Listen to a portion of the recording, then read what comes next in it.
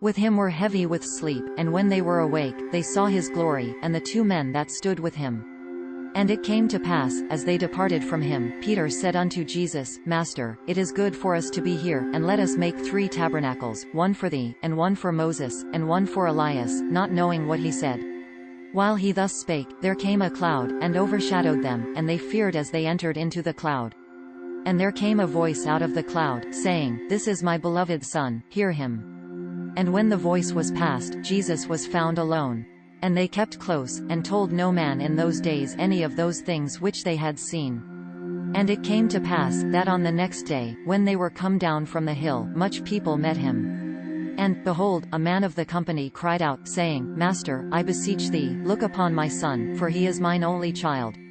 And, lo, a spirit taketh him, and he suddenly crieth out, and it teareth him that he foameth again, and bruising him hardly departeth from him.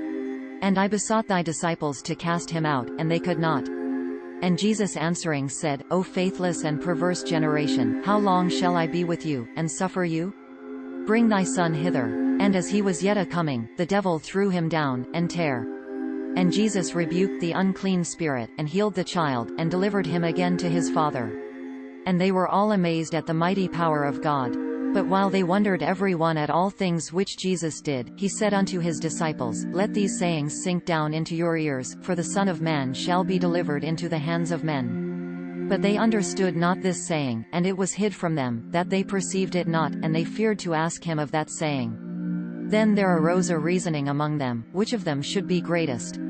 And Jesus, perceiving the thought of their heart, took a child, and set him by him, and said unto them, Whosoever shall receive this child in my name receiveth me, and whosoever shall receive me receiveth him that sent me, for he that is least among you all, the same shall be great.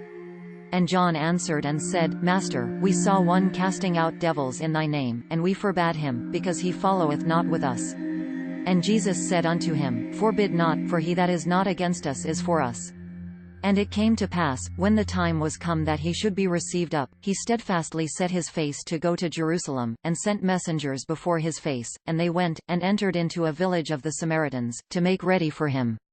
And they did not receive him, because his face was as though he would go to Jerusalem. And when his disciples James and John saw, they said, Lord, wilt thou that we command fire to come down from heaven, and consume them, even as Elias did? But he turned, and rebuked them, and said, Ye know not what manner of spirit ye are of. For the Son of Man is not come to destroy men's lives, but to save. And they went to another village. And it came to pass, that, as they went in the way, a certain said unto him, Lord, I will follow thee whithersoever thou goest.